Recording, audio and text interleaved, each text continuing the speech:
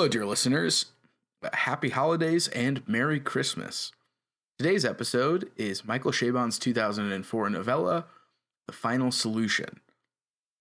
The Final Solution is Chabon's attempt at what is essentially a Sherlock Holmes story, except one in which he is sort of been retired for almost 30 years and is 89 years old, and due to a mysterious confluence of events involving a silent German Jewish boy, a very talkative parrot, and basically a murder, since it is a Sherlock Holmes story, he's sort of called back into action as an attempt, and in doing so, he kind of remembers who he is when he had been sort of like retired and just sort of not paying attention to world events.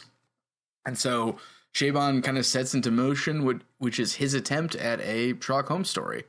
In this episode, our conversation kind of goes all over the place. We talk about fan fiction, canonical characters such as Sherlock, why Sherlock works, the idea of a hero, as well as we also do a quick little review of the 7% Solution, which is a 1976 movie in which Sherlock Holmes meets Sigmund Freud. Yes, you heard that right. It's a very strange movie, and supposedly the novel that the movie was based on that came out in 1974 was a big influence on Chabon as a kid, and I think this is in some way he kind of draws on that. So we talk about that at the end. So we hope that you're having a good time with your family, or however you choose to spend the holidays in a relaxing fashion. And we hope you enjoyed the episode, and we'll look forward to seeing you in the next season.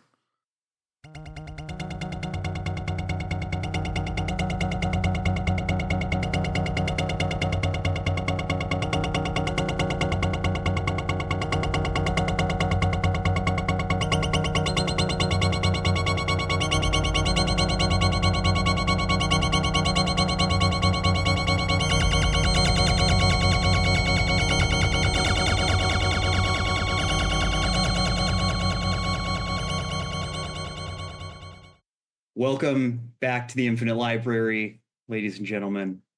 Thank you so much for being here with us today. This might be first episode of the... No, not first episode of the new year. This is, I guess, maybe going to be our Christmas special, technically. we're closing out on a nice, warm genre fiction for to end the year. So. Yeah, we wanted to make sure we were kind of halfway through our Chabon read-through before the end of the year. So we are talking about The Final Solution by Michael Chabon, published 2004 by the man himself. First book after he won the Pulitzer for Cavalier and Clay, rightly or wrongly.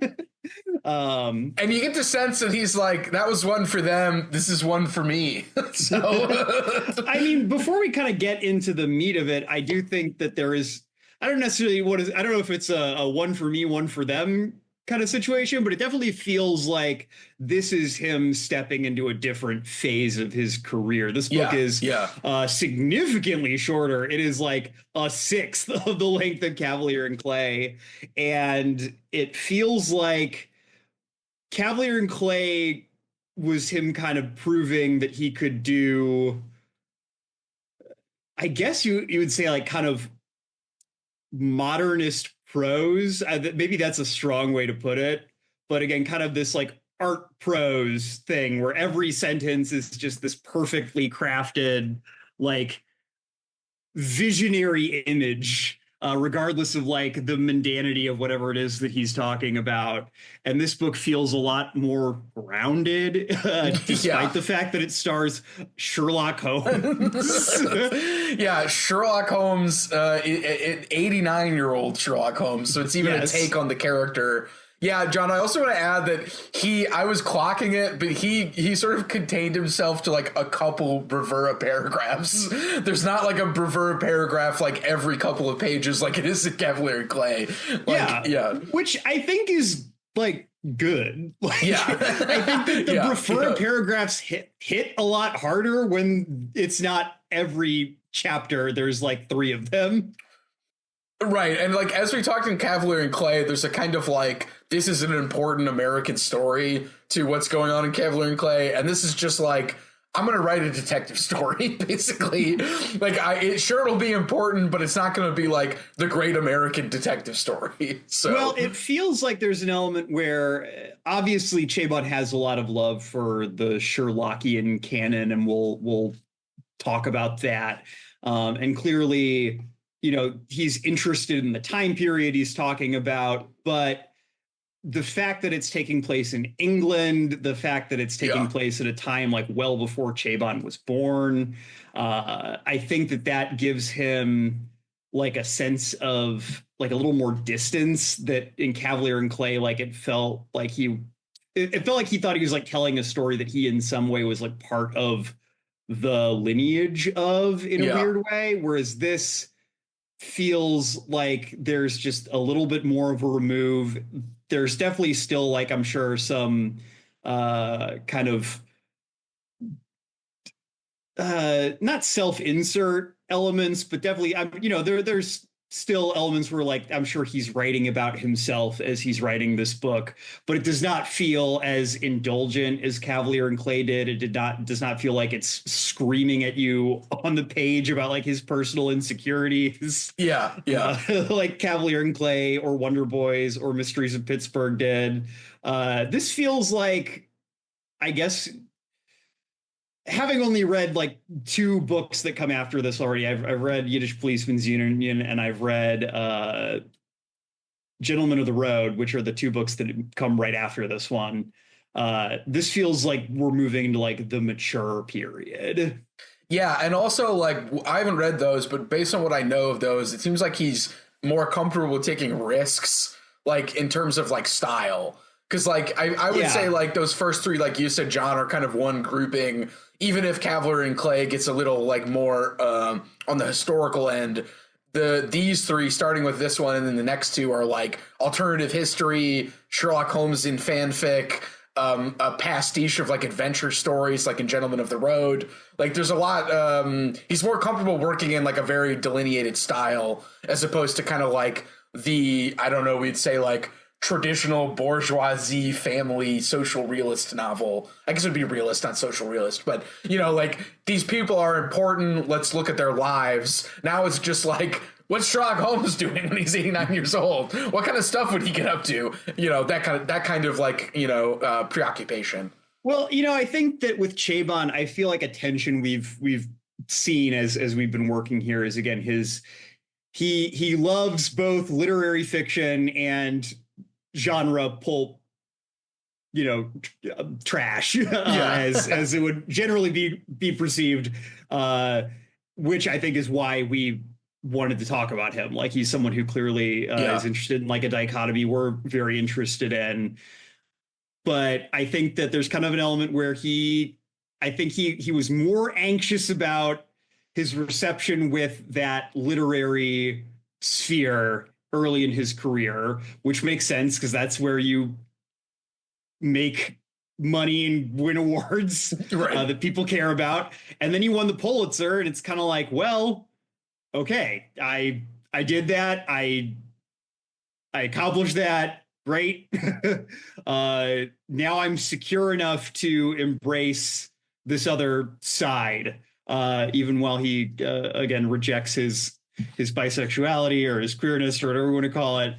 He's much more comfortable. And I think Cavalier and Clay, too, the fact that he kind of got to push his kind of chops writing those pulpy scenes that kind of take place in the comic book world in that book. And the fact that did not immediately like scare off his New Yorker readership probably left him feeling a lot more confident to pursue being bolder in terms of the genre stuff he's doing in these next couple books.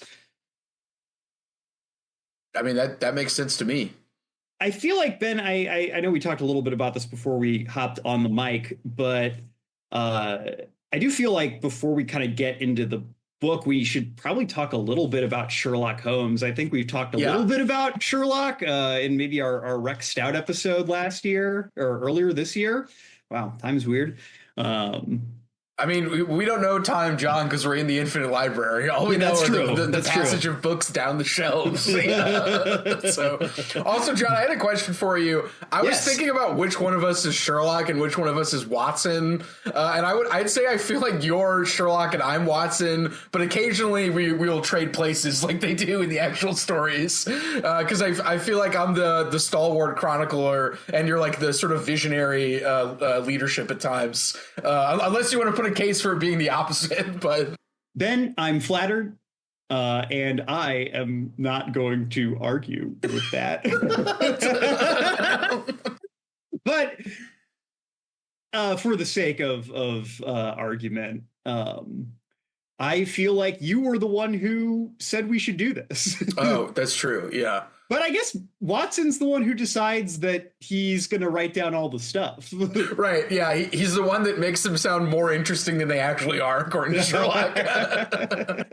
Which I also was thinking about in the essay that Chabon also writes about Sherlock Holmes that I think should have been included with this book, but that's just me. There's a line that he singles out where Sherlock chastises Watson for writing these cases up, and he said it would be like if you put a like Euclid proposition, you injected like a romance into the Euclid proposition, and I feel like that's like one, I feel like Chabon loves that kind of thing, and two, he sort of points out and he says many of us would much rather have a relationship problem in the middle of a Euclid proposition. So like that like dichotomy of like analytical rigor and like sort of emotional investment, attachment, I think that's like one, that's I think the appeal to me of Sherlock, and two, I think Chabon also really loves that as well. And that essay for our readers, that is entitled Fan Fictions on Sherlock Holmes from the collection Maps and Legends, Reading and Writing Along the Borderlands, which is a collection of essays I know we both really like. I think, John, you can also find it if you have a login for Los Angeles Review of Books, I believe. Okay. Because I found it, because I think he actually wrote it. Somehow he got a gig writing it for a like review of a new release of the complete Sherlock Holmes stories that came out like a year after the final solution came out. So I think he was just kind of like thinking about it and then somehow got that gig to do the review and then like put all of his like thoughts into that review of the book. So there you go. Yeah, well, Ben, I know you have you're a much longer standing Sherlock head than I am. Yeah, that's true. So yeah. I'll let you take the lead in terms of kind of talking about Sherlock and what you find so appealing about the Sherlock stories as kind of a way to dip us in here. Well, besides the kind of like I think combining the sort of intellectual, like I said, like deduction, analysis, that kind of stuff. And sort of the emotion, too, because the characters are good. I just remember I was thinking about how like I had this like volume 1 collection when I was a kid. I'm trying to remember how old I was. I don't even know where I got it, but I had just like half of all the stories. And I just remember like reading it all without even like seemingly like meaning to. Like I know time passes when you're younger, but I just remember being like, oh, I'd like to just find out the next one. And so like I just kept like reading through all of them. And then I was like, well, I need to read the rest of them. And then I like read all of volume 2 that I found somewhere. I think I must have got that from the library. But I don't know, there's kind of like an addictive quality to them. And I also think that the Sherlock Holmes Watson relationship is like also similar, and Chabon makes this point, to Don Quixote and Sancho Panza, where one, there's like a sort of like high-minded character, and then there's a more grounded character. And at times they do switch places, as I think all good, literary relationships should in some way. But like that sort of quality of like the guy who's in the clouds versus the guy who's like trying to follow everything like one step at a time, I think that just pays off really well. Like we could say it's like the straight man comedic relief, but I think it's a bit more like less comic, and we could say maybe more like dramatic relationship in terms of characters. And I think that also really paid off. And I think, as everyone will say, I think reading a good detective story is like, somewhat, I think there's a Frederick Jameson line about how like you basically read for the ending. And what he says was just kind of interesting because like you're reading for that sort of reveal where the detective gets to explain how everything happened in a way that makes total sense. And I think in one sense that's true, but also like they just kind of present a great sort of portrait of like Victorian society in a way that to me is like really fun to just, you know, spend time in. And I also just think Sherlock Holmes is a sort of like avatar of like Victorian British, you know, I think he says ratiocination and deduction. He's sort of like a fascinating, like early superhero. And I know many people have like made that, you know, connection before. But in that way, I like thinking of him as, yeah, just kind of like this avatar of like scientific deduction before there were like superheroes, you know, in the sense we think of them now. Absolutely. Yeah, you know, I'll say I'm actually still pretty unschooled in the broader like Sherlock Holmes canon. I have not read the vast majority of the Sherlock stories. I've read a couple, you know, over the course of my education, but I never quite had the experience you had of really just deeply getting into them. Definitely read a couple like for school and things like that. My like biggest experience with the Sherlock canon is actually with a book that I looked up because I remembered it as I was planning for today's episode. A book called Shadows Over Baker Street, which was a collection of short stories crossing over Sherlock Holmes with the Lovecraft mythos. Oh, hell yeah. Which I looked up because I was like, surely Michael Chabon had a story in that book. And he did not, which was kind of astounding. Yeah, that's like his wheelhouse, I feel like. Yeah, but you know, it had like Neil Gaiman's Study in Emerald in it, story by Poppy Z. Bright, who I'm also a fan of. But for me, Sherlock has always been kind of most interesting. And let me say that this is with the intention of getting more into the canon now that I've been exposed more and I'm starting to see the value more and more. But I've always found him very interesting as kind of an example of why the public domain is so important. And yeah, the fact that it is so like underserved in kind of copyright laws really just decimated the public domain is really sad. Because again, these figures like Sherlock Holmes, like the Lovecraft kind of mythos characters, or if you want to call Cthulhu a character, I guess. But, you know, Conan the Barbarian, or these characters that, you know, really do speak to something very like interesting on like a human level, but also kind of are so flexible. You can do so much with them. The fact that you can cross them over and like create these really interesting kind of cross fertilizations. You know, I just think that that's fascinating. And the fact that people with, you know, I think Sherlock Holmes is like a uniquely good example in that he kind of occupies this, like you said, kind of proto superhero space where there's ambiguity in terms of like how the canon works. And people argue about like, what's the right location of like Watson's like crippling leg wound, and the mysterious second wife as well. Yeah, so which, you know, can at the end of the day is just like Sir Arthur Conan Doyle being kind of a lazy writer at some points, but opens up kinds of, you know, all kinds of interesting spaces for conversation and debate. And even, you know, I'm sure someone has done some kind of like parallel universe thing where it's like, oh, in this universe, you know, this is universe A where Watson's got wounded in his right leg, and this is universe B where he's wounded his left leg, and it's his second wife. You know, I think that's cool. You know, there's something undeniably cool about that, and you know, hopefully someday we will no longer live under the tyranny of copyright law, and the whole flourishing of human literary achievement can be available to all. Yeah, and I don't want to undercut this, but I was recently looking at the Star Wars expanded universe novels that when Disney bought Star Wars, they exiled to the Shadowlands and called them like legends and made them non-canonical.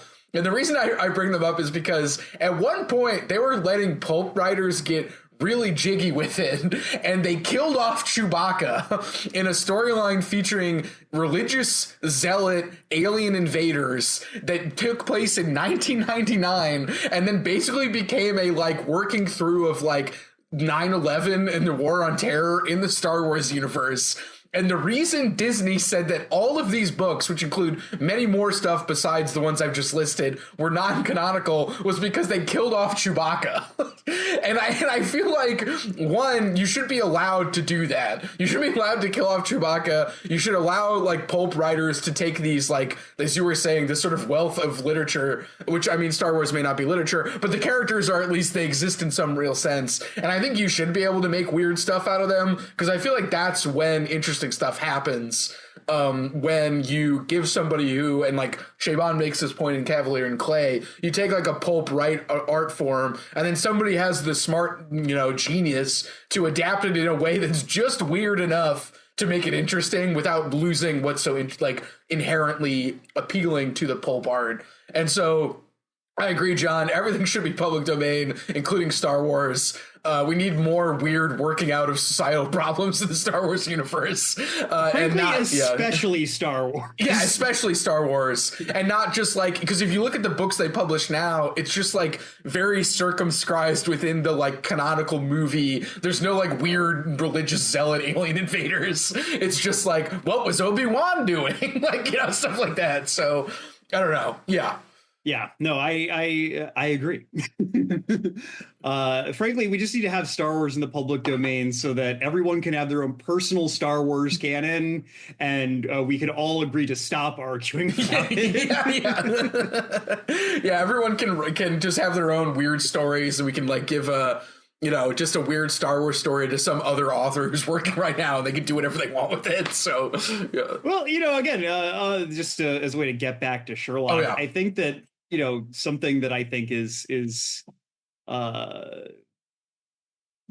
think that like I get very tired of kind of the ideas of like canonicity, and kind of this idea that like, oh, there's one true like course of life that these characters took, and they must like follow this strict progression.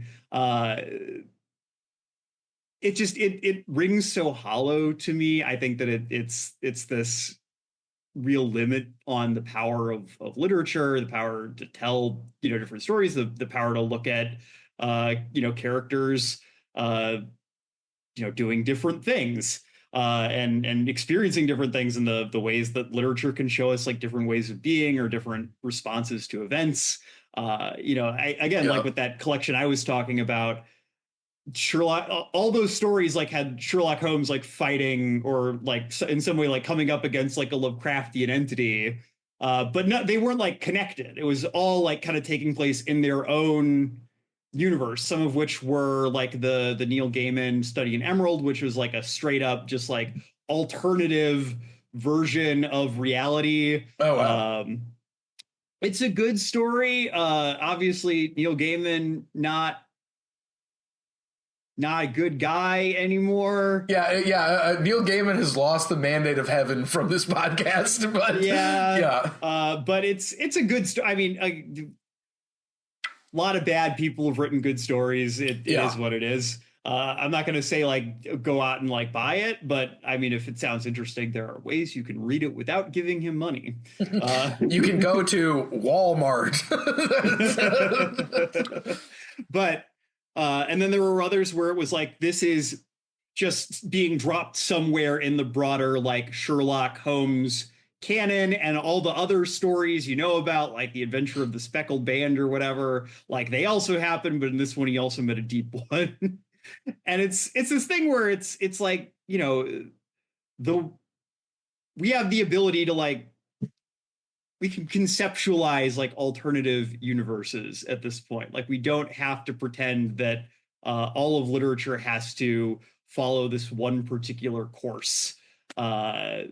And I think that the fact that we still are so obsessed with like divining the truth of the divine texts is goofy. It's goofy. It's stupid. It comes from a place of like profound, like intellectual, like small-mindedness, I think. I mean, and it's not very, infinite library. There exists multiple copies which invalidate the canon at every turn.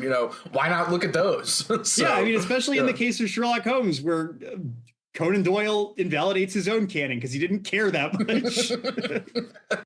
Yeah, I also love, and we can use this to get into it, is I love that Conan Doyle was like, I need to kill off Sherlock Holmes. And then everyone was like, no, please bring him back. And he's like, fine. So, like, I guess I will, because it makes so much money, you know, that I can live. I also read one of his historical novels called The White Company, and I don't remember anything about it, but that was that big of a Conan Doyle head that I was like, oh, I should read his White Company novel. And I just remember reading it and then just having like no impression. Like, it was just like a series of historical events. I think it reminded me in a way of Redwall, but the Redwall books were about talking animals. So anyway, not important. But I think what is important is Chabon doesn't actually say that it's Sherlock Holmes in this book, in the final solution. He gives us enough hints for us to infer that it's Sherlock Holmes, but no one says, you're Sherlock Holmes. or like no one says, like, you know, introduces him by name.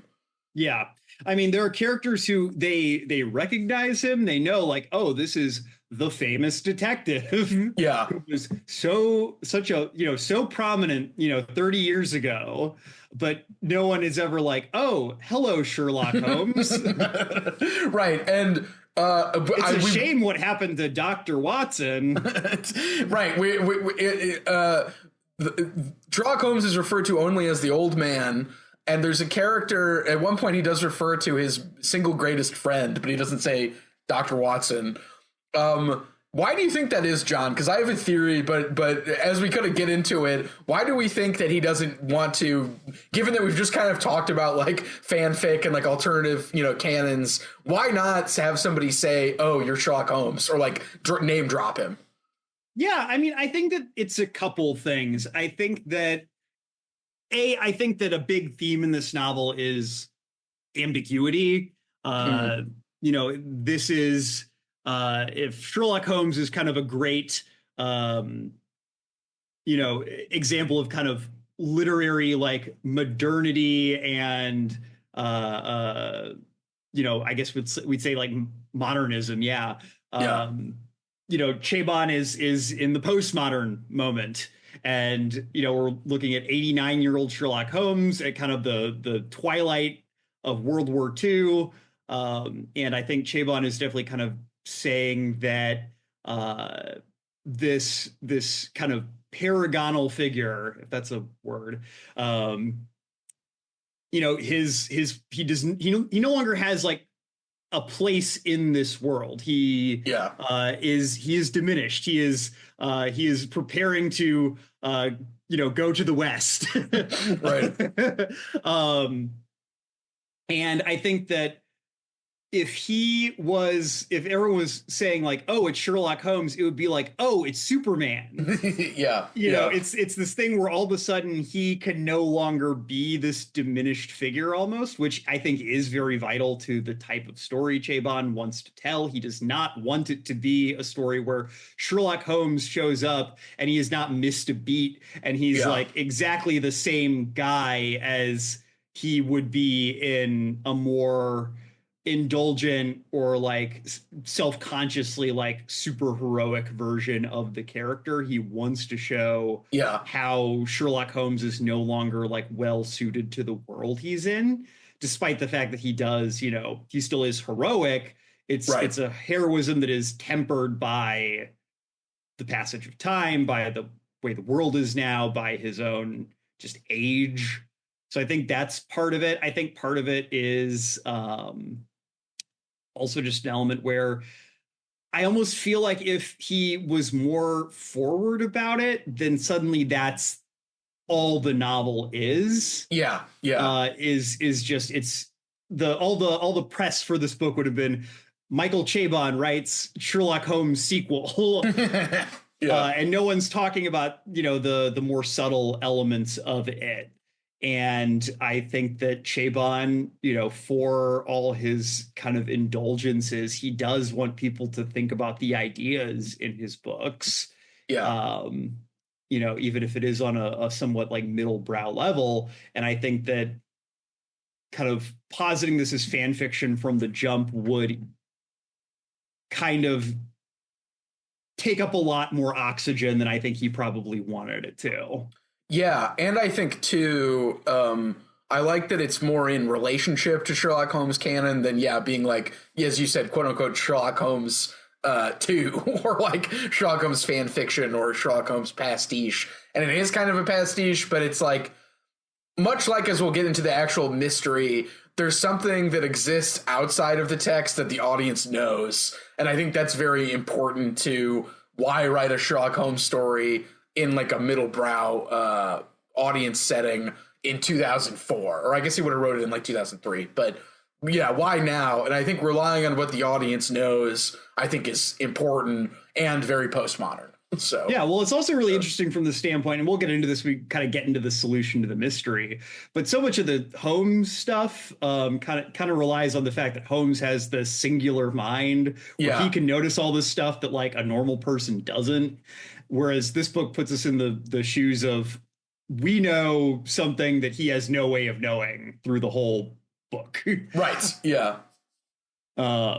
Yeah. Well, let's dig into it. Yeah. I hope that wasn't too much preamble for our dear listeners. Okay. So we sort of start the story in describing the old man who is now a beekeeper, i.e. Sherlock is known to become a beekeeper, I think, towards the end of the canon stories. And he discerns on the railroad tracks a small boy with a parrot. He's looking out his window and he sees a small boy with a parrot, and he thinks, that's interesting. At which point, what I particularly like also in that opening, he's sort of like being 89.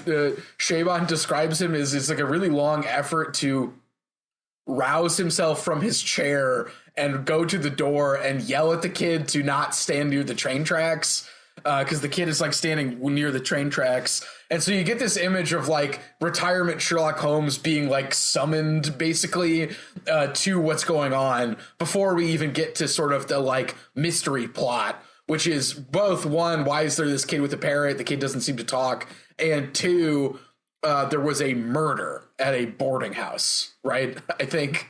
Well, not quite yet. So I like this scene. So Holmes comes out and he kind of does a classic bit of Holmes style deduction where like he immediately figures out that like the boy is German. Yeah. Does he find out, like, does he figure out that he's Jewish right away, or does that come a little bit later? I want to say that might come a little later. I think, well, the parrot is counting numbers in German. So I think I think that's how he deduces that the boy's probably German. Yeah, but he comes out, the boy's staying by the train tracks. The parrot is singing this song, which is composed of, numbers in German. And then we cut to the boarding house where we kind of see a bit of a preamble to the crime that's about to take place. Yes, that's what it is. Yeah. So the boarding house is owned by this couple, what are their names? The Panickers, which is a very funny name, who are actually very interesting, biracial couple. Yes. White English woman and a South Asian man who is a Anglican minister, which is how he's come to be in England. Their son, who's kind of a ne'er-do-well, and then their boarders, one of whom is... Second, I'm trying to find all the names here. Mr. Shane.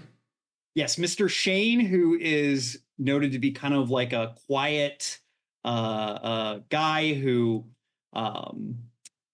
is the boy shows up. The boy basically lives there as well. I don't know if he's a boarder per se, because I don't think he's not paying. But didn't they say that they were involved with like the church taking refugees / orphans from Germany? And that's so he sort of ended up at, through the help of the Anglican ministry. Yes. So we find out the boy's name is Linus Steinman and his parrot's name is Bruno. Mr. Shane is like pointedly very weird about the parrot. He's like, not acknowledging the parrot, right? Yeah, everyone else is acknowledging the parrot, but he's not. Which is another bit of like, classical sort of Sherlock deduction where you look for the one thing that's not supposed to be there, and then you're like, or should be there and isn't, and you're like, well, how did it end up there? Like, you have to theorize based off the facts, is what Sherlock always says. Yes. So we're told that Shane like maybe works for the government in some capacity. And then is there one more guy? Is what's his name? Mr. Kolb. Mr. Kolb, yes. Yeah. Mr. Kolb, who is probably the character who kind of makes the least impression here. But he's another boarder. Well, he's also, isn't he involved with like taking care of the kid as well? Yeah, I think he has some connection there, but he does not seem to have like a super strong. He doesn't make a big impression here. At least he didn't on me. Yeah. So that scene ends, and then we cut to presumably the next day, where the police are arriving at Sherlock Holmes's cottage. Crucially, Holmes no longer living at the iconic 221 B Baker Street. He is fully moved out to the country to pursue his beekeeping habit. And he still lives as an itinerant bachelor, it's described as well. Yes. Just as a side note, John, I love, Chabon picks up on this, but I love the thing from the Sherlock Holmes story where you could tell a lot of someone by the contents of their room. And the 221B descriptions are also described. And I think there's something there. I think if I was smarter, I'd be able to pull something from Walter Benjamin talking about this. But the idea is that, like, at some point you took the outside into your living room once, like, technological progress and, like, sort of industrialization happened, and there's like a sort of perfect foil for somebody like Sherlock to be able to read someone's identity, or in this case, Chabon presenting Sherlock's character by the identity you can get from the contents of their room. And I think that's like a nice, like, maybe like we could spin that in a lot of different directions, but I like that Chabon picks that up and is like, this is kind of how deduction works. At least if you look at somebody's living room, you can immediately tell who they are. So yes, no, I think that's definitely true. I feel like it's kind of, again, one of those markers of modernity. It's kind of like, oh, there's enough stuff that people can like have different stuff. Whereas like I feel like maybe in like the past, like you go into one peasant cottage and it basically looks the same as it, like everybody has like the same hoe because it was all made by the same blacksmith like down the lane. Yeah, there wasn't specialization and stuff. And so, like, 221B, there's famous, like, he has all of his correspondence that's knifed through with a knife. And, like, he keeps all his tobacco in a Persian slipper. And so when the detectives come visit him, Chabon gives us, like, a little smaller version of that because he's in his new house. So Yes. So the detectives are there because there has been a murder. And it's kind of interesting, the fact that it seems like they are more coming here because the murder just happens to have happened near where Sherlock lives, more than that they are truly stumped yet. Yeah, and also one of the main detective, Sherlock, worked with his dad, I believe. His grandfather. His grandfather. Oh, yeah. So, like, there's a kind of like I should stop by and see how Sherlock's doing and maybe he can help, but I don't really need it. But also, my grandpa told me about how annoying this guy is.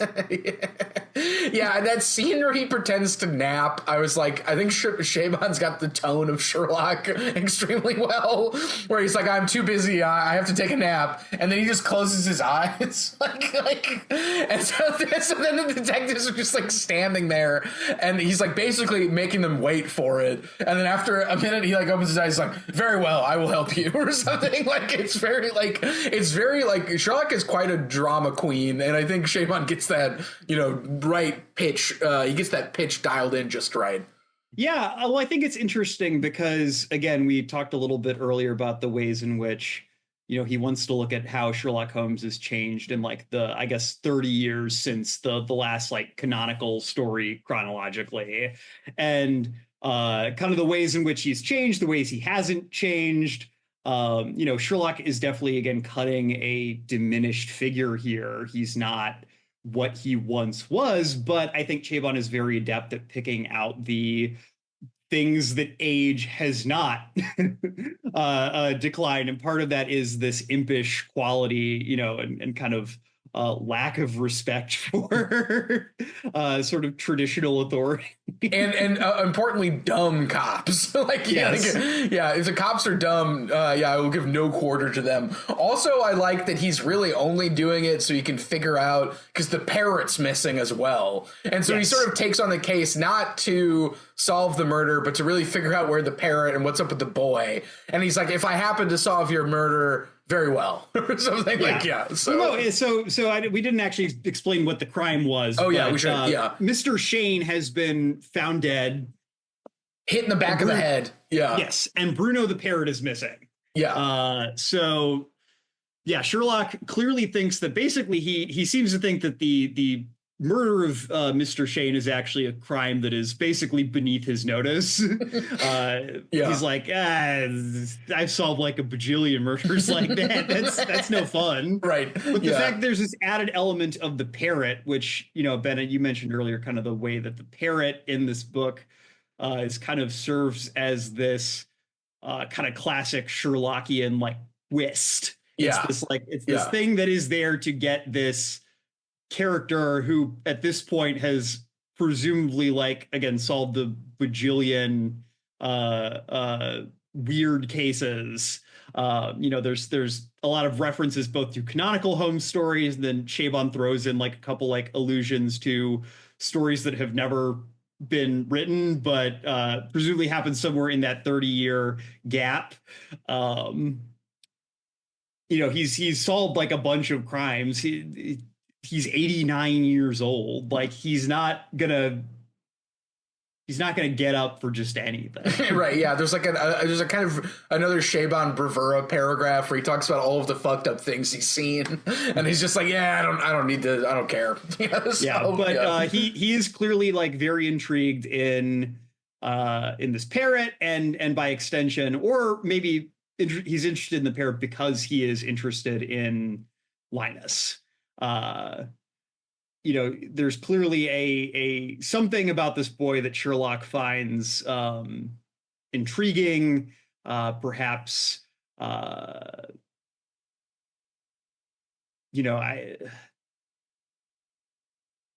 don't quite know if it's a fatherly sense of concern or if it is a more detached thing, but there's something in Linus that he finds, he as soon as he meets this kid, there's a reason we start with that. And importantly, the kid doesn't talk, and the kid also looks like, I would almost say shell-shocked or something. There's a kind of something is up with the kid psychologically, and I think you're right, John. I think that kind of rouses Sherlock's concerns enough to get out from his chair and tell him to be careful by the train tracks and to want to help the kid as well.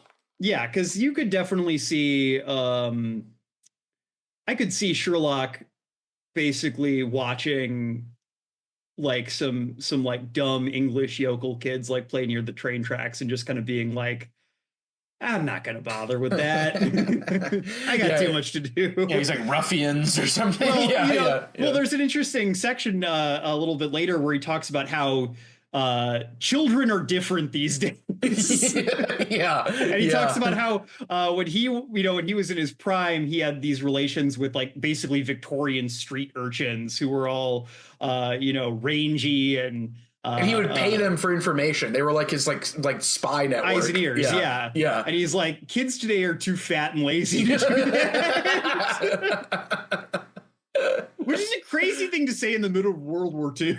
well, also, speaking of which, John, just jumping ahead slightly, when he gets to London, I don't think he's aware that it, he doesn't know what it looks like. He knows it's been bombed because of the Blitz, but I get the sense that in the countryside, he's really checked out of what's going on. Well, no, I think that's absolutely right. I think that, again, we never get it spelled out for us, but the implication is basically Sherlock has not gotten off his ass in, 10 years. I think maybe 20, because I think he retires when he's 60 and he's 89 now. So it's almost 30 years maybe that he's been a beekeeper. He's basically just been, keeping bees and reading doing very little else for like 30 years. Right. And basically, Chabon mentions in that essay that kind of the early Holmes stories, Holmes has kind of this very weird sense of like what's important to know about, and like he doesn't know like the order of the planets in the solar system or like anything about contemporary politics. And I feel like he's kind of bringing that side of Holmes back, where Holmes is basically not paying attention to the fact that World War II has happened, other than just the fact that, London's probably like gone now. Which, I just, as a side note, that the political thing always struck me as interesting, because like you'd think that politics would have an influence on crime, but maybe maybe that's like, that's like the Chandlerian, like later there's like a kind of like political corruption, because like given that he doesn't care about politics, it's like all of this crime just occurs in like this vacuum in which you can deduce the cause of it via deduction, and there's like no influence of political stuff at all, which is well, it's one of those things where, I'm not saying it's not political, but like most of the crime in Sherlock Holmes stories, at least again, as far as I'm familiar with them, it's super crime. Yeah, exactly. It's not like regular, like, someone like mugged somebody and took their wallet. It's, the Black Pearl of the Borgias has been absconded with, and it's been hidden in one of 6 busts of Napoleon, or, Professor Moriarty, the Napoleon of crime, is stealing, all the cakes in Vienna. Well, okay, but we don't have to get into it. But again, kind of the same way, like that in superhero comics, there's kind of this element where it's like, what Lex Luthor is doing has nothing to do with who's president. Right. That's true. And then like with the Chandler stuff, sometimes you get like, it's all very like isolated. I don't know how political it is, but I just feel like now if somebody was going to tell like a detective story, maybe because of the 70s, it would be like because of some politician did something, you know what I mean? Like it would like go up the top. I don't know. Yeah. But no, I think it's interesting. And I think it maybe we're getting a little off of this book, but I think that is relevant here from the standpoint that, again, we're gonna get into kind of what the solution to this mystery is, but part of, I think, Sherlock's sense of connection to Linus at the beginning comes down to the fact that he can tell, like, this is a war refugee. I've basically been ignoring what's going on. There's kind of this stirring of conscience, I think. That maybe again is kind of speaking to the ways that Britain and like Western governments more broadly like turned a blind eye to a lot of ugliness leading up to the war. And 2004, 2003, that's like what, Iraq? Like, so, yeah. No, I think that there's something there. And I think it comes down again to something I think Cavalier and Clay was trying to think about too, is kind of what are the limits of the hero as like an archetype? Like, could Sherlock Holmes have stopped the Holocaust? Probably not. Right. But he can't help one kid. So, and maybe there's something in that. Yeah. Sorry to spoil the ending, folks.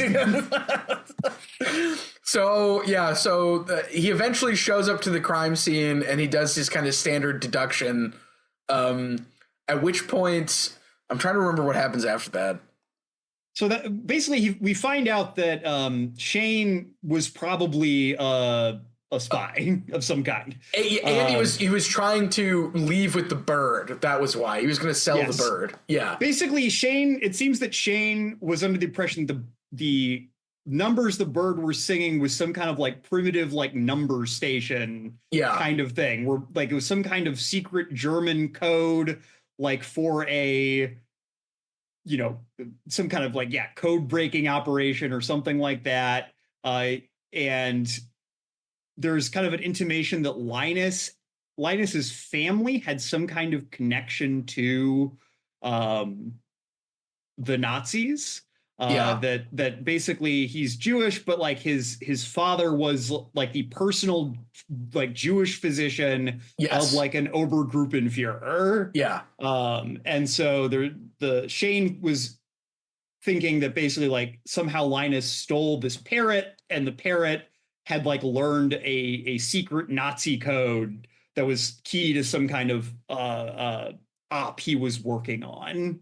Um, and you know, I feel like we can kind of I don't want to like yada yada yada, but I feel like this is a book that maybe doesn't get a lot from kind of going scene by scene, so to speak. Yeah, that's true. It doesn't. I did want to mention though that they think the son of the family killed Shane. Yes, they initially think the ne'er-do-well son did it to sell the parrot to like an underground black market Yeah. bird dealer.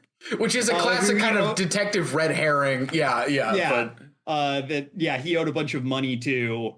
And you know, Sherlock in his inimitable way like proves that can't be the case. Yeah. You know, he figures out that Shane presumably was also not right. So we're kind of like disposing of a lot of kind of, yeah, like you said, kind of classic detective or even like spy novel kind of red herrings. But you know, Sherlock is not getting any closer to what is going on. Like why was this bird taken? At some point, kind of on this hunt, he decides like I need to go to London to like see the bird dealer basically. Yes. Yeah. And so he drives with the priest.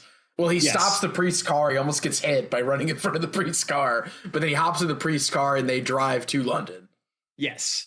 And that is where that scene where kind of it comes in what you were saying, Ben, about Sherlock not knowing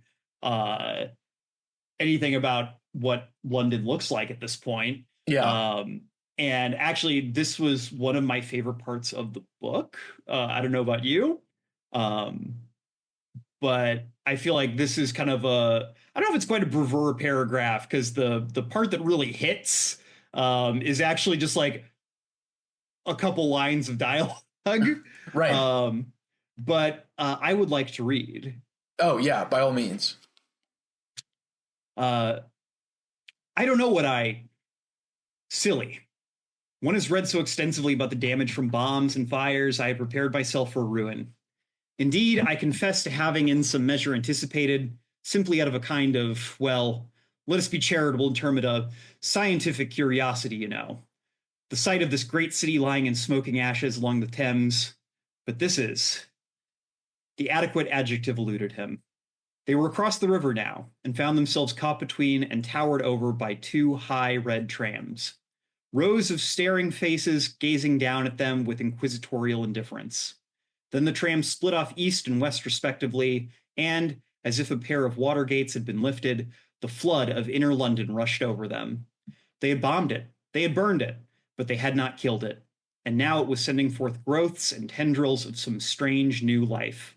To Mr. Paniker, the thing that chiefly struck him, and had done over the year leading up to 6th June, was the startling Americanness of London.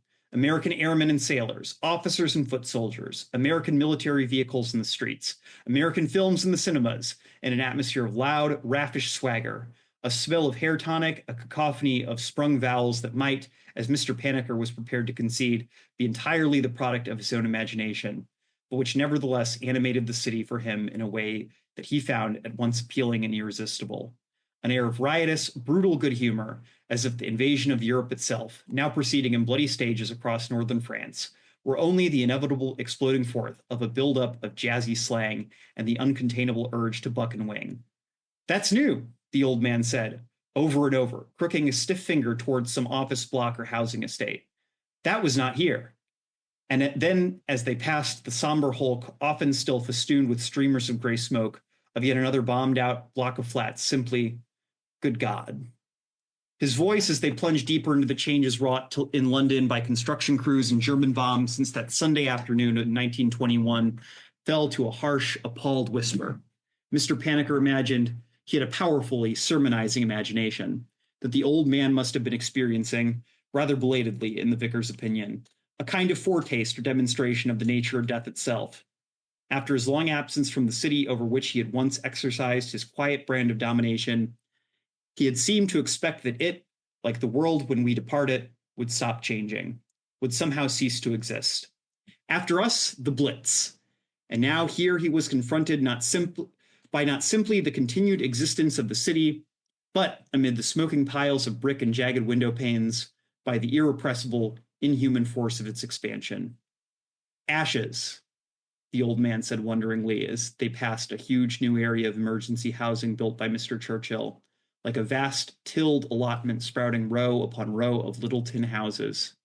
I had thought to see nothing but smoke and ashes.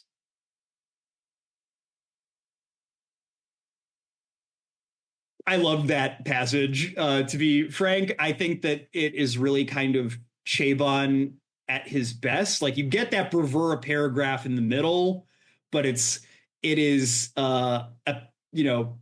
pinned in between these two just very like punchy bits of dialogue.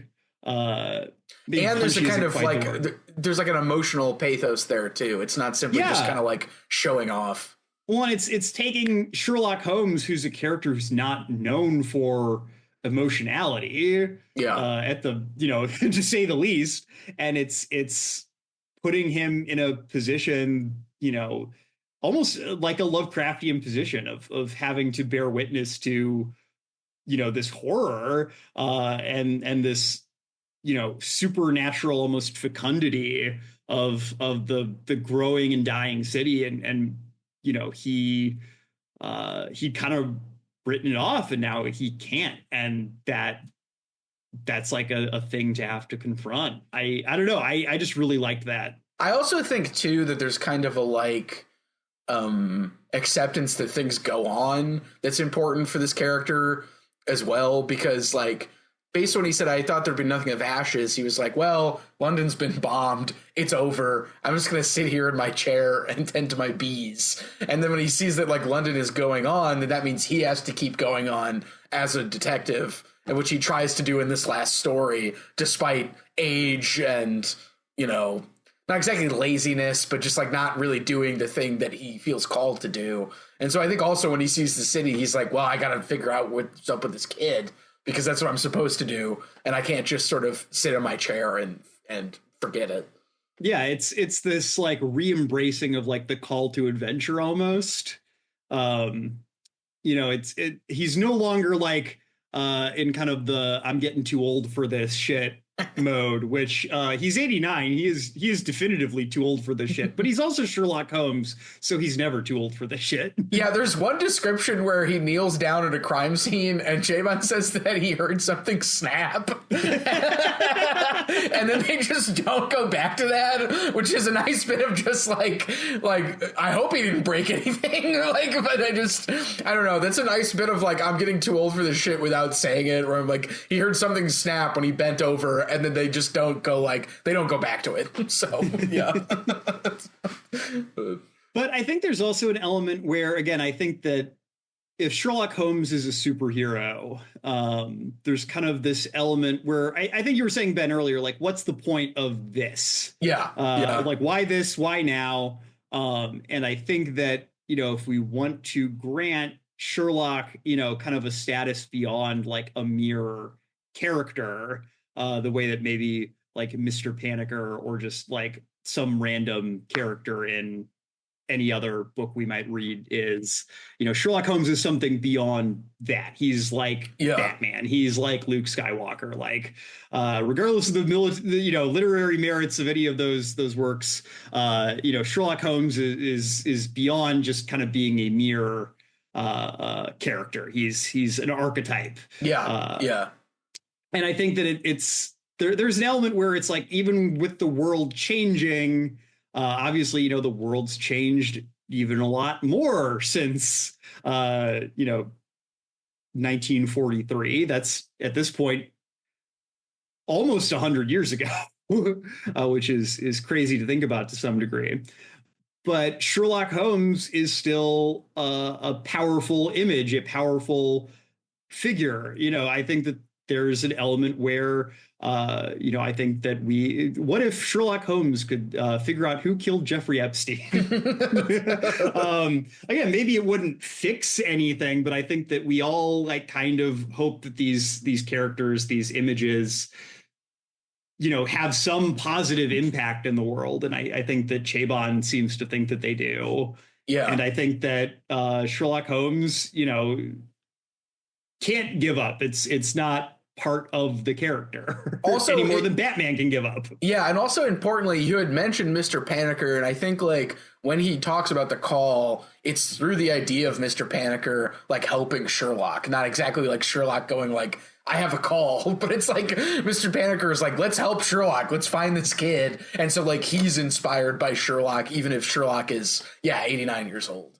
Yeah, well, it's kind of great because Panicker like picks Sherlock up, and it's basically like Panicker is decided like, oh, I'm fleeing to London because my life is falling apart. My son's been arrested. My wife is cheating on me. Well, so and a bit about the cheating thing. His wife was cheating on him with Shane, and Chabon in the essay points out that like that's probably what happened to Conan Doyle growing up, is that his mom cheated on his dad because his dad also went crazy with somebody who was at the boarding house. So like Chabon's clearly done his research and sort of it made its way into the story. But yeah, so he's fleeing, Mr. Panicker's fleeing because of the son getting arrested and because of finding out that his wife was cheating on him with Shane.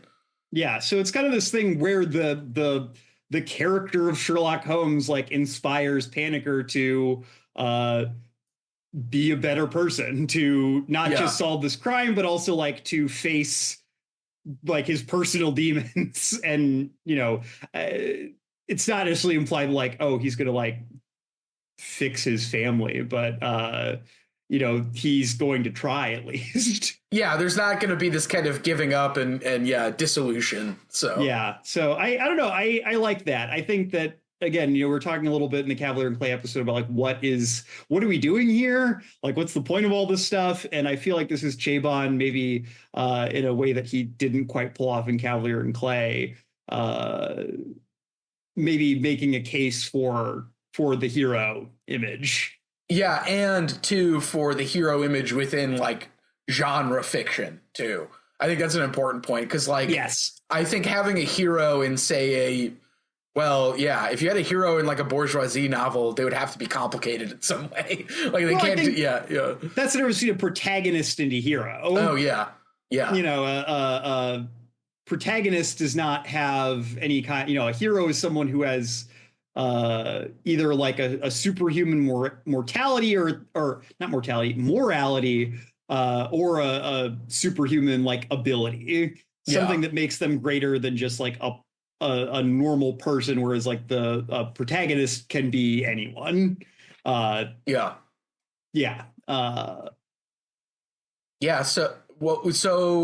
they basically they go to the animal shop and it's closed, and Sherlock is sort of like in despair. And then when Panicker pulls up with the car, he looks into the car's window and sees, I believe the name of the animal shop is called Black, and it's reversed to say Kalb. Yes. Yeah. But I think crucially, we want to mention that the animal shop being closed, the reason Sherlock is despairing of that isn't just kind of random. This is like kind of the first time, especially like right after this kind of conversion, this is the first time he's like really slipped up in the book. Basically, like more or less, he just forgot to like figure out if the place would be open. Right. He couldn't look it up on Google Maps ahead of time. So but it's this thing where it's like it's a thing that he says like in his prime he never would have like forgotten to do that. Right. Yeah. And the fact that he did, it's kind of this further confrontation with like his diminishedness, with his mortality. Yeah. That's a good point. And then Panicker has this kind of synchronicity where he notices that Black and Kalb mirror, the kid had written on a note Black, and they both realized that he had meant Kalb because the kid's penmanship was like reversed. Yes. So they realize, this has all been much simpler than we were making it out to be. As it usually is. Yeah. So. So they drive back. And then we shift perspectives. And this is actually a very kind of interesting choice Chabon makes. And that all of a sudden we leave the perspective of Sherlock and Mr. So throw us the book, we've been either in the shoes of Sherlock Holmes, or we've lightly like kind of been on the kind of surface of the thoughts of like Mr. and Mrs. Paniker or one of the detectives. But then all of a sudden we are transported into the consciousness of Bruno the parrot. Right. In a nice sort of like, I don't know what's going on until suddenly I figure it out moments as you're reading it. And he has been absconded with by Mr. Kolb, who is convinced that the song that Bruno sings, which is the series of numbers, is the basically the key to a safe of Jewish gold. Yes.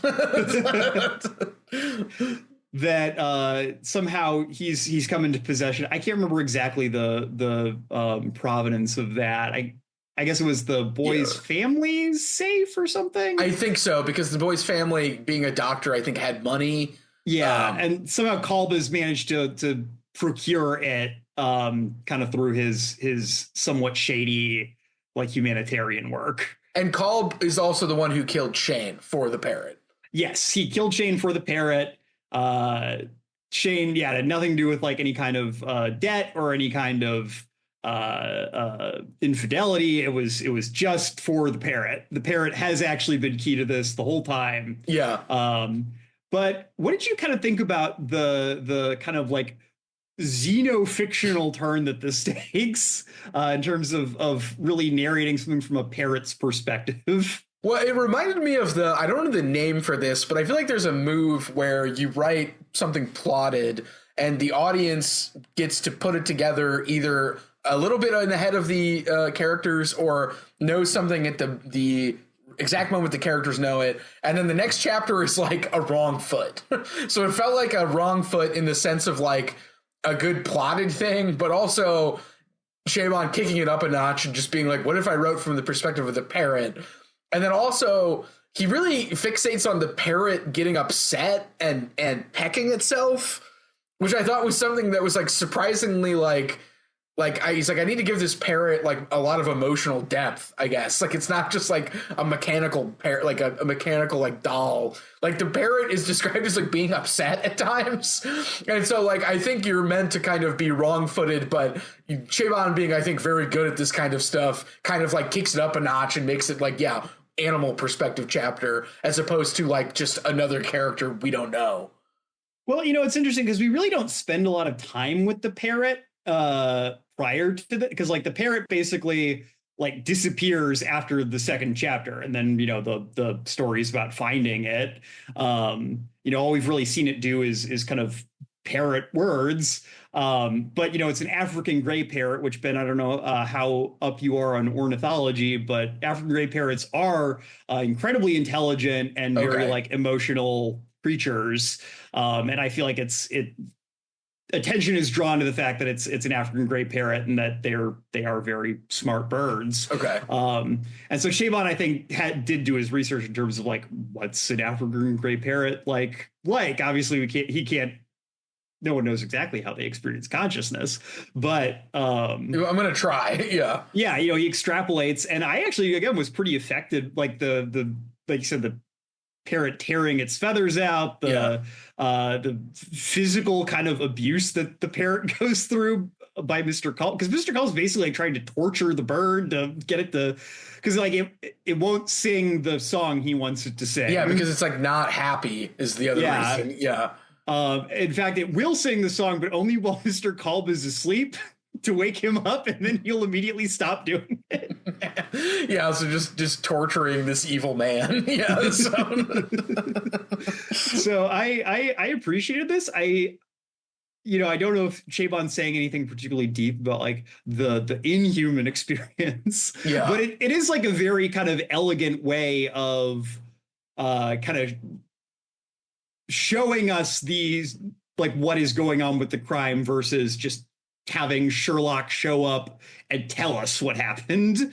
Yeah, and also, like, I think I've read versions of this where just another character does that, but having the parrot is like a uniquely inspired touch, I feel like. Yeah, yeah.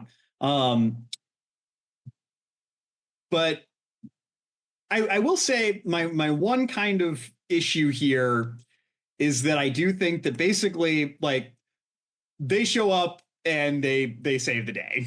And well, like, and the parrot also saves itself too. Yes. Yeah. But it happens like very quickly. Right. Yeah. Yeah. The bow is tied pretty quickly. Yeah. Yeah. Yeah. And after that, like, we get like one chapter after that where everything kind of gets not quite a bow tied on it, but the story just kind of resolves. Yeah. The boy gets the parrot back. The kid is, I think, absolved, but he's still kind of a degenerate. And then the bird sings as well, but nobody knows what the numbers are still. Yes. But I feel like the book just wraps up very quickly. Yeah. In a way that I found like a little bit. I mean, I can't complain too much because I was feeling a little exhausted after finishing Cavalier and Clay last week. But at the same time, it just happened so quickly that I just kind of felt like my head was spinning. Yeah. There at the end. And I feel like Chabon is so committed to kind of this note of ambiguity he wants to leave the story on around, like, what are the nature of these numbers? You know, what's this thing no one knows? That he kind of just closes the door on anyone figuring that out. Yeah, you're kind of supposed to deduce it yourself, the reader. Yes. Yeah. But also, like, I kind of feel like he doesn't give anyone a chance to even try to solve that part of the mystery. Yeah. Like, there's almost kind of this element where it's like, well, it's Sherlock Holmes. I'm not saying he'd figure out everything, but presumably he could eventually deduce that these are train numbers. Yeah, see, so this is the kind of, like, the conceptual trick, or the, like, why write a Sherlock Holmes story in 2004 set in this time period during World War II. And it's the idea that none of the characters know that the Holocaust is going on. This boy managed to escape the Holocaust. His entire family is killed. The parrot sees train numbers. And I also think, based on the title, The Final Solution, we're meant to think of, like, numbers on concentration camp victims, even if that's not mentioned explicitly. And I think there's this moment of, like, free floating signification where, if, like, Sherlock Holmes is sort of this, like, paragon of structuralism where you can determine the, like, secret structures or the, like, underlying logics of, say, something like language, culture, crime based on sheer deduction. Sometimes you can't. You can pay attention and you can't actually figure stuff out. And so, as Sherlock Holmes says at the end, when he's thinking about how he doesn't know what the numbers are, it was not, heaven knew, a familiar or comfortable admission for the old man to make. The application of creative intelligence to a problem, the finding of a solution at once dogged, elegant, and wild, this had always seemed to him to be the essential business of human beings. The discovery of sense and causality amid the false leads, the noise, the trackless brambles of life. And yet he had always been haunted, had he not, by the knowledge that there were men, lunatic cryptographers, mad detectives, who squandered their brilliance and sanity in decoding and interpreting the messages in cloud formations, in the letters of the Bible recombined, in the spots on butterflies' wings. One might, perhaps, conclude from the existence of such men that meaning dwelled solely in the mind of the analyst, that it was the insoluble problems, the false leads, and the cold cases that reflected the true nature of things, that all the apparent significance and pattern had no more intrinsic sense than the chatter of an African gray parrot. One might so conclude. Really, he thought, one might. So the idea that, like, if we take a postmodern story, then the detective shouldn't be able to solve the mystery, which is kind of what happens in Name of the Rose, that there's always going to be some signification chain that eludes us, and that we have to kind of settle with only knowing some of it. I think that's one thing Chabon does to address why write a story now. Also, as a side note that I mentioned in the beginning, I think it's interesting that Sherlock Holmes can't solve the Holocaust, because the idea that we take like scientific deduction and empiricism too far in one direction, we end up with the final solution, which is Nazi bureaucratic language for systematic technological scientific destruction of, 6 million people. And so it's interesting that Sherlock Holmes is almost faced, even if he doesn't know it, with the enormity of making sense after an event like that.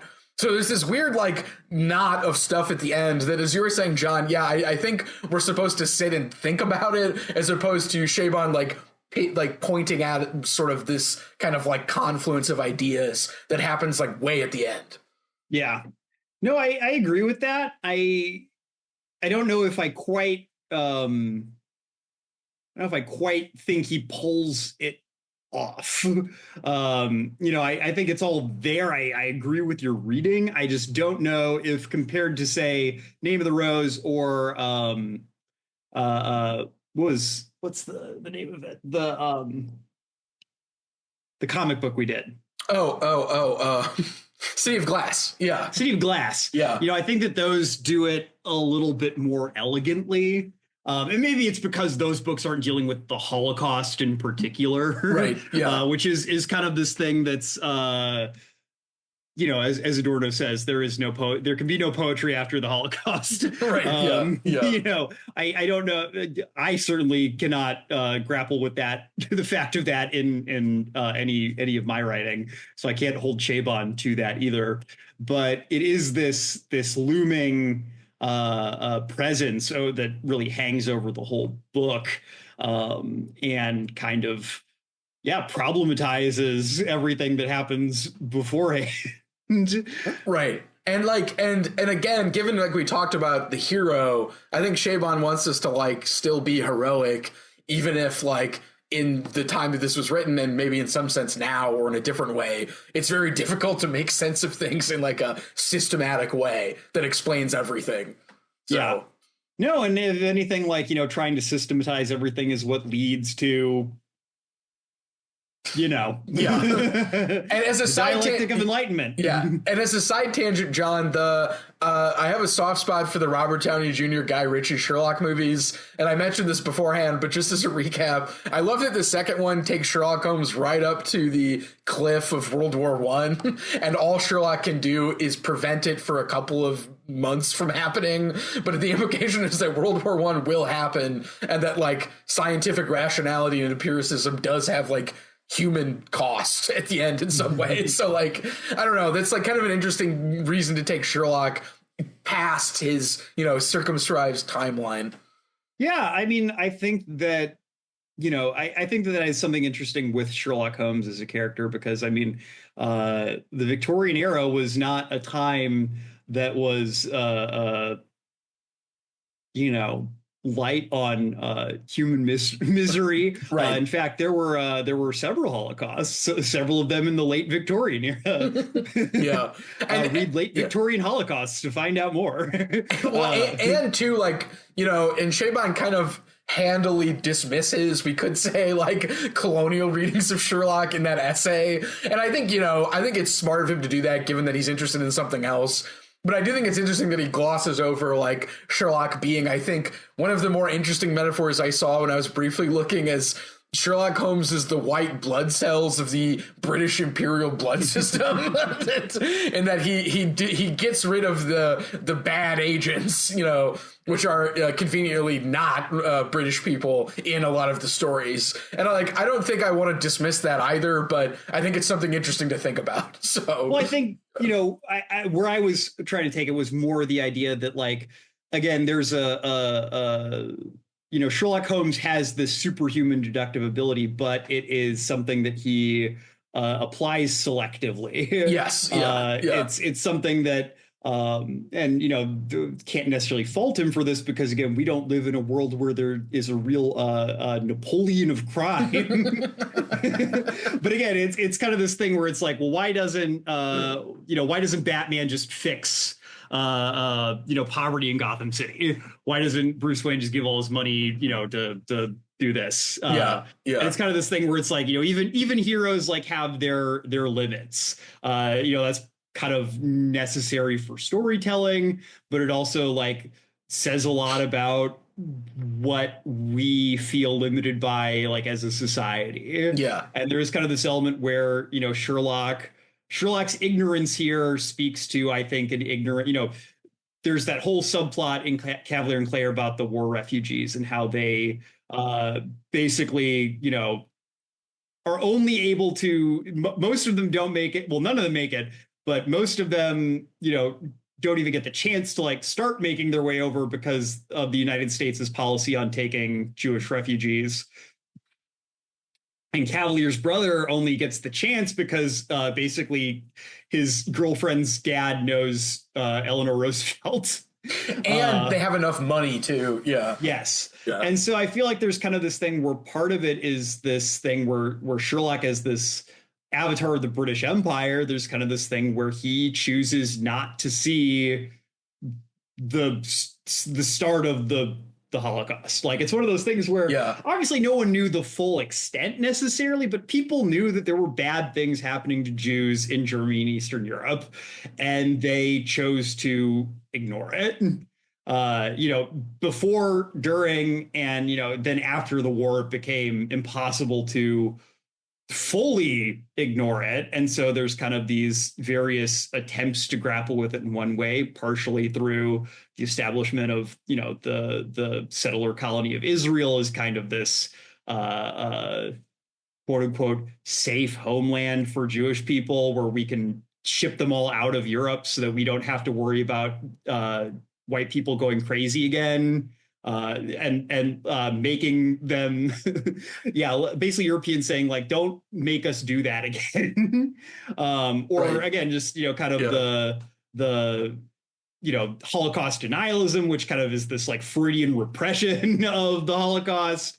But again, I'm getting a little off topic here, but there is kind of this thing where it's like, why does Sherlock, he's keeping up with events to some degree, because in that passage I read, it says he's reading like the news, right? Yeah, but he's reading it selectively. Yeah, his selective attention. Yeah. Are there any like Jewish characters in the Holmes canon, Ben? Not that I can remember. Okay. Yeah, I know there's Mormons and they're bad. Yeah, but that's just true. The funny part about so if you're ever interested, I think the funny thing about the novels is they're clearly like a story which then Conan Doyle amends all of this historical research that he's done. So like in A Study in the Scarlet, there's like a story at which point a character shows up and it was like, yeah, the Mormons are fucking scary. And tells like this long thing about, they have multiple wives, there's like a hit squad that'll kill you if you question them. And so like a character is just like monologuing, at which point suddenly it like snaps back and there's like one or two more stories and then or mysteries rather, and then everything just gets like wrapped up. And in all four of the novels, he like, I think because he can't, for some reason, that's how he decided to structure the Sherlock Holmes novels, is it's like you get and again, Chabon points out like these stories are like machines for stories, and in the novels there's a lot of like historical storytelling that happens like in the back half as a way to, it always felt to me reading them, it was like padding the thing out. Like he could have been better if it was a little more like shorter, but anyway, yeah. The Mormon thing is hilarious. There's like some like racist stereotypes in Sign of the Four, where there's like an evil dwarf with like a blow dart, like just stuff like that, where it's like, I mean, yeah, like not exactly woke Conan Doyle, but it's like, yeah. Sir Arthur Woken Doyle. Sir Arthur Woken Doyle. But yeah, I don't know, John, that ending, like, I think that's him addressing why, and I think I agree he doesn't quite pull it off, but it definitely got me thinking about what Sherlock Holmes means, especially outside of his milieu or towards the end of it, that I thought was pretty interesting. And I also agree at the end of Cavalier and Clay, it was kind of a relief to read something a little like more charming and still, I think, thoughtful. Because if anything, I think we've just demonstrated that Chabon knows what he's doing. It's just interesting that he's working in this particular vein, where like highbrow and pulp, meet and become middlebrow. So yeah, I think, what I'm finding as we're doing this read through is that I still like Chabon as a writer. Like I said, I have some admiration for him, for the stances he's taken over the last, year and change on the Gaza question. Yeah. But and again, I'm sure, we're going to see his thought process continue to develop here as we read on. But I still feel like there's just not. I mean, I don't want to be like, oh, every author has to have like the one idea, like the one like sparkling, like perfectly like coherent diamond of thought at the core of their work. But there's still kind of this just airiness to some of this stuff where it feels like he keeps coming up right on something bigger and then he kind of cringes back a little bit. Yeah. Because he's worried about alienating his maybe kind of more middle brow readership, or he's so attached to these kind of certain historical not historical, but these certain like literary archetype. Like he really likes Sherlock Holmes, and he does not want to do the colonial reading of Sherlock Holmes because all of a sudden then Sherlock Holmes becomes in some way like responsible for the Holocaust. Right. Yeah. Yeah. And I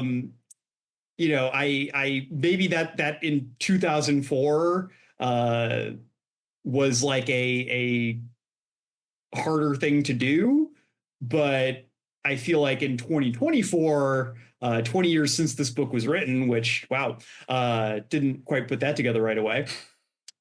Yeah, it just feels like there's just something not like there. It just feels like there's something kind of missing here. It feels like we don't take that final step towards a real like reckoning with the dark thing he wants to talk about. And to like, I imagine, well, I don't know. Sometimes I was thinking about the sort of the fact that he is a Holocaust refugee. The kid is like almost like an accident of the historical setting. Like it almost feels like in some way, like maybe there could have been a way to closer bring them to like more aligned.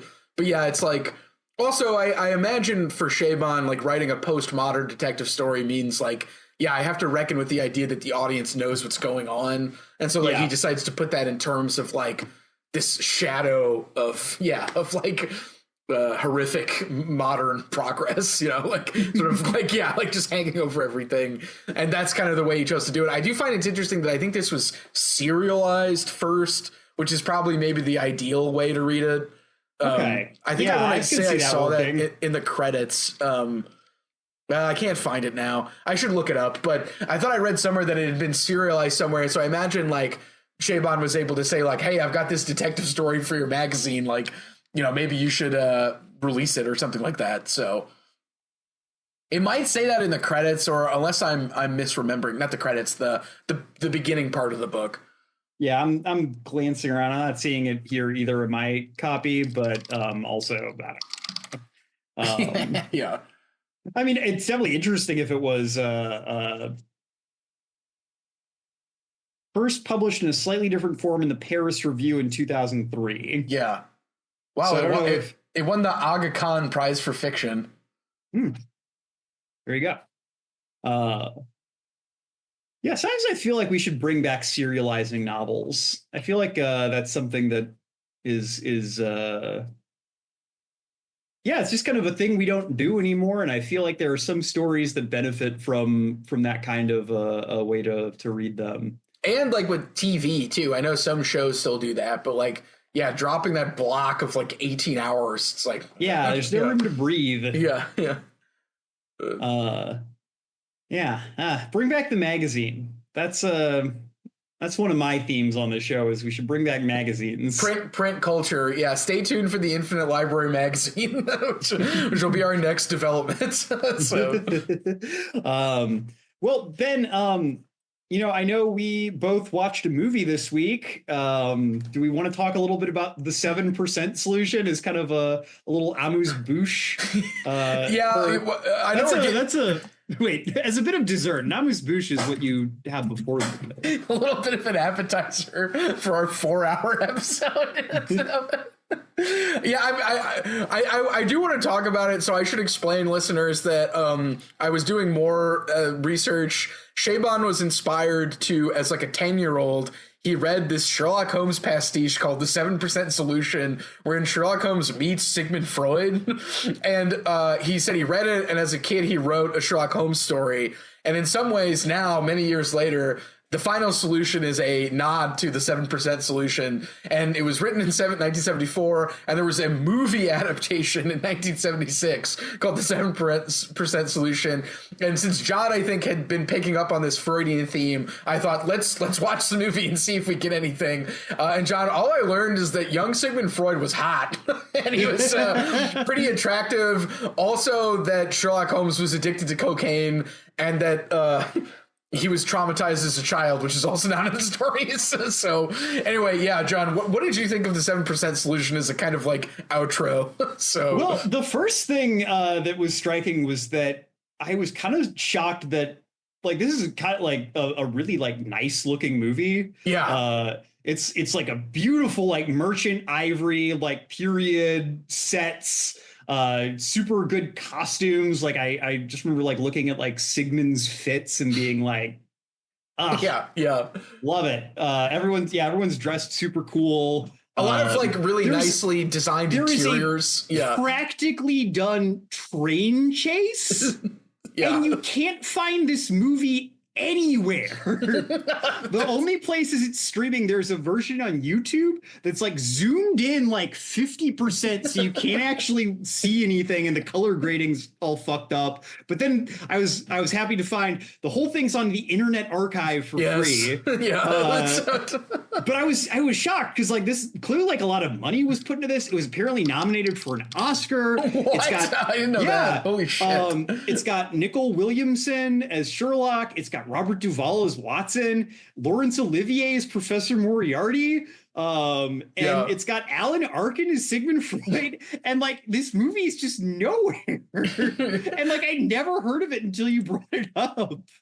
And also, like, the opening credits consist of, like, in-jokes to Sherlock Holmes heads. Like, where there's, like, little asterisks that's like, aha! Like, there's, like, literally footnote jokes in the opening credits that I think are just for Sherlock Holmes fans. Like, so... like, there's definitely this, like, kind of cottage industry. I feel like we talked about this a little bit in our Blythe Spirit episode. There's definitely this kind of cottage industry of, like, the British... like BBC produced, like detective, not quite movie, not quite TV show. Yeah, it's like filmed like, play almost. Yeah, where it's like an Agatha Christie story or something like that. And they like play on like PBS, and you know, boomer libs love them because it's watching TV, but like for smart people. And like I thought this was going to be something like that, and it ended up being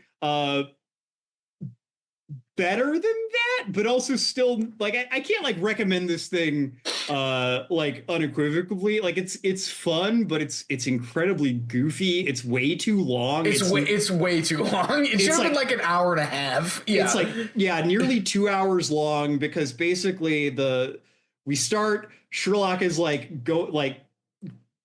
he's gone nuts with cocaine addiction, which I guess injectable cocaine was a whole other... Cocaine is a hell of a drug. John, he was even watering it down and he went nuts. Like, that's the whole premise of it. It's only 7% cocaine, and still it made him go bananas. Yeah, so like Watson's like basically is like we did do an intervention, and I've heard about this guy in Vienna. He wrote an article about addiction. Crucially, Sherlock is convinced that Moriarty, who in this version is not the Napoleon of crime, but is Sherlock's old like math tutor, that he's become like developed a paranoid delusion that he's the Napoleon of crime. So they trick Sherlock into going to Vienna to meet Sigmund Freud, and then Sigmund Freud he beats a German baron at tennis to like prove that Jews are cool and to restore his honor, because it looks like they're gonna do a duel, and Freud's like, I'm the injured party, I get to pick the weapons, and then it just shows him walking into a tennis court. So And then, yeah, that like Freud's also treating him like an opera singer, and it turns out like the Baron is like involved with the opera singer, but only so that he can like kidnap her and sell her to a Turkish pasha for his harem. Yeah, which again in 1976 is like a crazy thing to like have as a plot point in the movie. Yeah, because like Star Wars comes out the next year. Like, yeah, it's like modern filmmaking is basically here, and yet we're still doing this. Yeah, so, and again, this is not based on a canonical Holmes story. Like, this is not even like in the text. Yeah, it's like, fanfic. It's fanfic. It's a pastiche. Like, yeah. But basically, yeah, there's a train chase. They save the opera singer, and then yeah, Sherlock gets hypnotized, and we find out that the reason he's addicted to cocaine is because when he was like 10, he saw his mom sleeping with Professor Moriarty. Yeah, his math tutor. Yeah. And then the same night, like literally as Sherlock, as like little 10-year-old Sherlock is like standing, like peeking through the doorway, his dad walks into the room and is like, I know you've been cheating on me. He like catches his wife in flagrante delicto and blows her head off with a shotgun, and baby Sherlock gets splattered with his mom's brain matter, and that's why he's a cocaine addicted, just eccentric. And this reveal, by the way, happens in the last 10 minutes of the movie. Yes. After like an interminably long third act section, all of a sudden it's like, oh, by the way. Like, yeah. And then Holmes and Watson are like preparing to leave Vienna, and Holmes is like, you're taking the train to go back to England, Watson. I am going on vacation. And he's like, tell the public whatever they need to hear. So the implication is that the death of Sherlock Holmes is actually a fake story that Watson writes to explain that Sherlock Holmes is on vacation. He's in rehab, essentially, like just extended rehab stay. Yeah. Which is really weird, because the whole reason Sherlock doesn't want people to know he's not in London is because apparently like the criminals kind of like, again, like Batman, like start getting really ornery whenever he's out of town. There's no one here to catch us. Yeah. And so Watson is like, well, let me write a story about how you died. and also like, you know, he disappears for whatever, the great hiatus, when like it's like in between him dying and then Conan reviving him years later. Also, so like I think the idea of pairing Sherlock with Freud is interesting.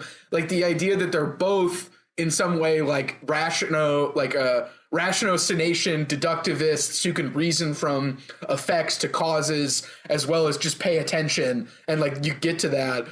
And then, like, in the movie, Freud learns from Sherlock in order to basically diagnose Sherlock, which is just to kind of hypnotize him and then ask him what the cause of the problem is. But still, I'm going to take him for that. Like, that's cool. But then there's, like, the fanfic element of it, which is it solves some of the questions, like, why did he disappear? Who is Moriarty, who appears, like, suddenly in the story when he dies? So there's, like, a fanfic element of it, which is then, like, yeah, like, raised to like this idea of him encountering Freud, which I think is cool and suggests like a kind of like thought of the times that we can pay attention to social phenomenon and using our own brains get to the root of them, which I think is, you know, an interesting product of the time. But then like, yeah, that it comes out in this like this really strange movie that yeah, like a ton of people saw and that had a lot of talent behind, but is essentially like elevated fanfic. I don't know, fascinating. Then completely disappeared. Yeah, just immediately wiped off the face of the earth, probably by like Star Wars and other like big budget filmmaking that came out in 77. Like 77 was also the year Sorcerer came out by Friedkin. So, but yeah, it does feel like this is maybe kind of has been forgotten because it is kind of the last hurrah, like this Merchant Ivory style production before, like Star Wars and then like New Hollywood. And like Robert Duvall is doing like a really bad posh British accent as Watson. But yeah, which is really weird because a lot of the characters like aren't doing accents or doing like very like Alan Arkin is doing like a very light like Germanic accent. Like it's barely noticeable, which I feel like is the way to maybe do it. Yeah, just like a suggestion. Yeah. I think Arkin is the best part of the movie. I agree. Yeah. I didn't quite like the Sherlock interpretation. I still think my ideal Sherlock is like some of Robert Downey Jr., but not just explaining to him as being like having a psychological problem. Like he needs to be an eccentric and needs to be like, yeah, like impish and sort of a drama queen. But I don't want him to just be like, I see everything. It's like, okay. So yeah, I wasn't a big fan of the Sherlock interpretation because I just feel like there's kind of like we get a little bit of the classic Sherlock at the end after he's cured of his cocaine addiction.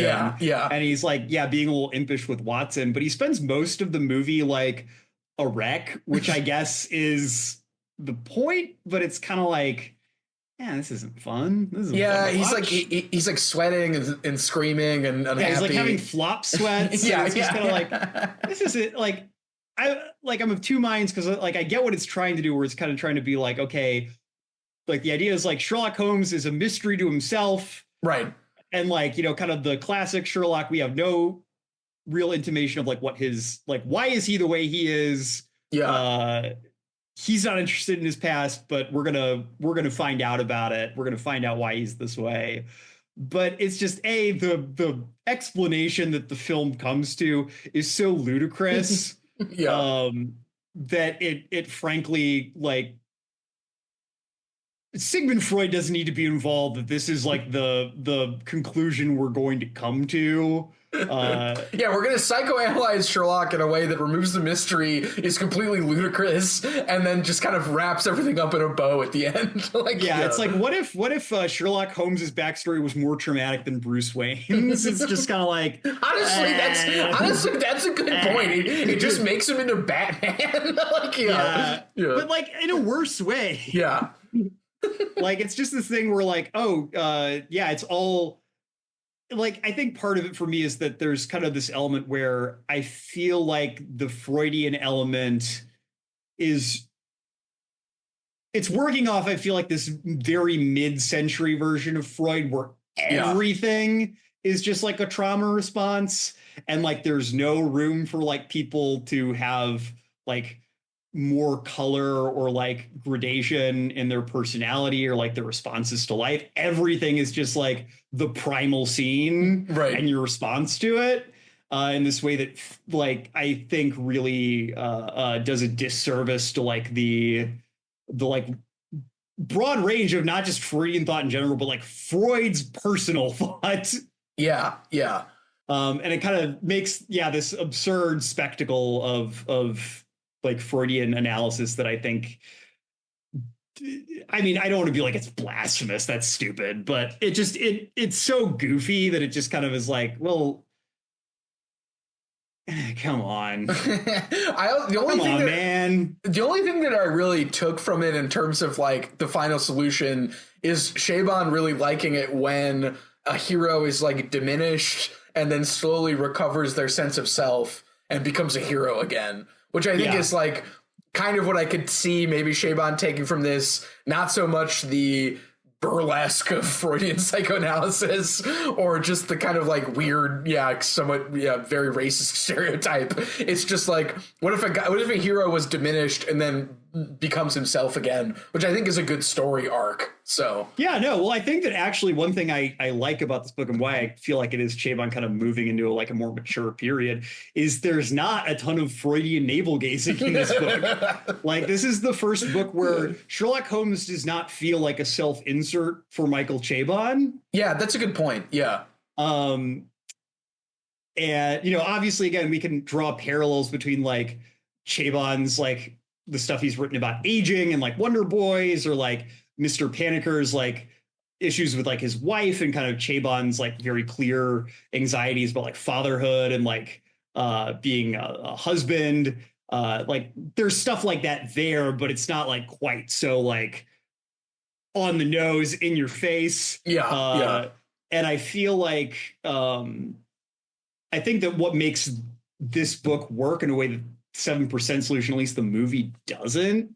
And I'm actually, I might try to read the novel because I'm wondering if the novel works better. It's possible. Yeah. But like, it's not it's concerned with Sherlock's past only in terms of like the Sherlockian canon. Right. Like Sherlock's not reminiscing about his parents or anything in this book, or as he's like nearing death. He is still Sherlock Holmes in that he is a being who seems to have emerged fully formed as the world's greatest detective. And yeah, it's interested in like him in the present and not him in the past. Right, yeah, and I think, maybe the novel has it, but I don't like that the solutions are like neat fanficky solutions. Like, yeah. You know, it would have been interesting if it was more like, yeah, we actually find out who his dad is as a person, not as a instrument in the primal scene.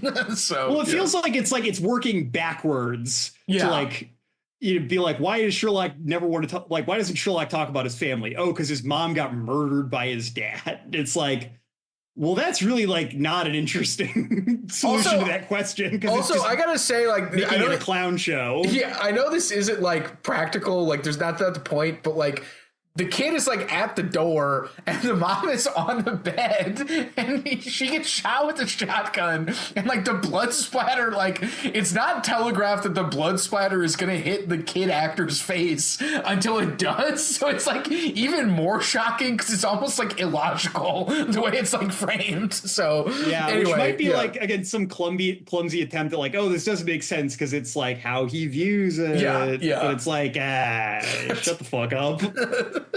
But I mean, if you've seen every other Sherlock Holmes adaptation and you somehow haven't seen this one, there's fun stuff here. Yeah, I would definitely put it over most of the BBC one, but under the Downey Jr. one. And I still need to watch like the classic ones that I haven't seen, but I've heard those are really good. This feels like a good movie. Like, given the time of year it is, like this feels like a perfectly good movie to like have on in the background. Yeah, as you're like hanging out with like your friends or like wrapping Christmas presents or like baking. Yeah, like, just like chilling. Yeah. It's long. It doesn't demand like a ton of attention, which for a Sherlock Holmes thing is kind of odd. Yeah, you get to see Alan Arkin look pretty hot. So yeah. Well, there we go. That's the final solution. That's the 7% solution. This concludes our, I guess, fall season. So, listeners, thank you for accompanying us. The Chabons are going to continue into the spring, or I guess winter and then spring, but the next season. But I think we'll be wrapping them up next season. So yeah, we're halfway through since we're not going to do like all his short stories and essays and stuff, at least right now. We're just doing kind of the 8, main novels. So we'll be back here next month to do first episode next month is going to be Context Collapse by Ryan Ruby. And then we're going to be back to Chabon for the Yiddish Policemen's Union, which I'm very curious to see how that holds up because that's actually where I started with.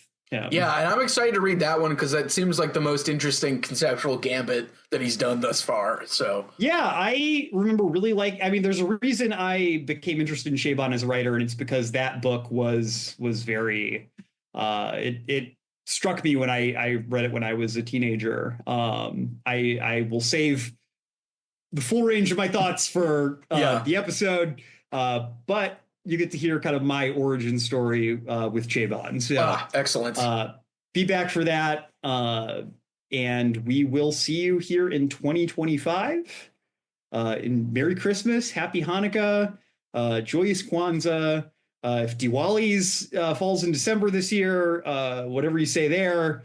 If I'm forgetting any other holidays, Ben, go ahead and use some kind of AI to make me say the appropriate season's greeting. If there's time, I will do that. But yeah, Semper Books. Semper Books.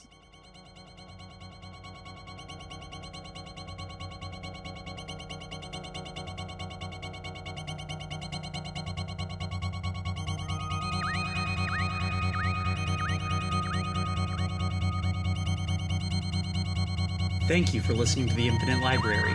If you liked our show, we hope you'll subscribe and leave us a review on Spotify, Apple Podcasts, or the podcast app of your choice. It helps us a lot. If If you want to follow us on social media, we can be found on Twitter, Instagram, and Blue Sky at Infinite Library Pod. If you'd like to contact our team directly with episode ideas or feedback, you can email us at infinitelibrarypod@gmail.com. Our intro music is by Amos Legend in the Forest of Mayhem. Our outro music is by DJ Daggy Diggs, and our logo was created by Lars Noir.